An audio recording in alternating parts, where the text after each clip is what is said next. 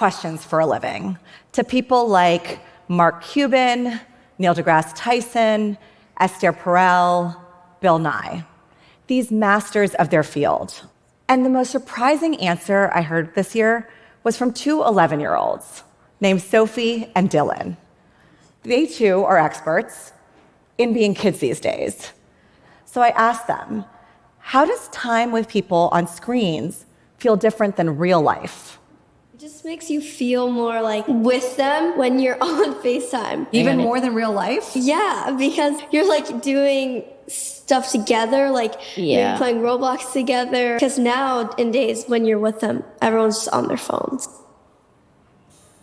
Sophie's pointing out a profound paradox. When we are together physically, we are each alone on our phones.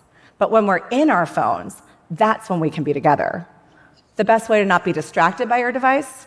Just get inside of it. Now, these 11-year-olds are not talking about some distant, anxious generation. They're talking about each of us. They're definitely talking about me, and about a world that's increasingly driven by machines. So I stumbled upon an extreme metaphor for what this could look like. And it's this guy who's locked in a Waymo, and it's driving him in circles. So he calls customer service and finds out he's not the only one trapped. Working with the situation of the vehicle. If you have your app pulled up, I need you to tap My Trip on the lower left corner of your app. Can't you just do it? You should be able to handle it. Take over the car. You don't need my phone. I don't have an option. It is sexy to think that the tech apocalypse is Arnold Schwarzenegger in The Terminator, but it could be so much more mundane than that. Just us, driven in circles, held hostage by drop-down menus, with gadgets disintermediating us from each other, from our own bodies, and from our curiosities. Because nowadays, when we have a question, we don't wait and phone a friend, we friend our phones. And that feels so empowering to have all of this knowledge at our fingertips. Yet early research from MIT tells us it's making us lazier and less smart, and it is definitely making us less connected. This is not what our parents and grandparents were sold when they saw this relic of an ad from AT&T, which says, reach out and touch someone. And yes, for all kinds of reasons, it would not go down well today. But it is oddly prescient, because we have never been more connected and more out of touch.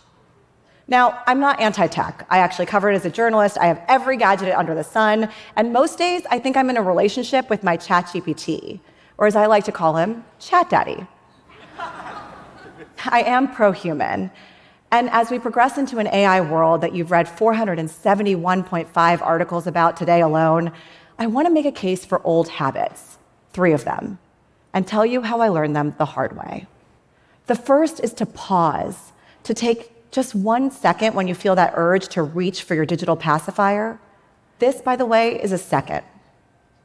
Studies show waiting that long before taking action lets your brain work better. The second is to wonder. Watch a movie without Googling who that actor is and what else is he in and how old is he and is he single? You can float in your own curiosity instead of drown in information. And the third is to ask a question out loud again. Have that fight at a dinner party instead of playing footsie with your phone. Ask something to someone you thought you couldn't learn from, or someone you think you know everything about. Because the dumbest thing we can be is know-it-alls. A few years ago, my father passed. And in the days leading up to it, I was glued to devices. They had all these answers. The number to his hospice nurse, how often to give them morphine, the signs to look out for, his heartbeat. But when he passed on a Sunday, a day before the data and the vitals suggested he would, that's when it hit me. The old habits were what mattered. Those seconds of pause that added up to minutes more. That weird and scary wonder about our own finite lives. And the little questions people asked me, like, how can I be there for you? Sophie was onto something, but we're grown-ups, and we remember when presence and curiosity and connection were possible outside of technology. We have to practice these old habits if we hope to pass them on to a new generation, if we want to teach them how to be together when we are together. Right, Chat Daddy? Thank you.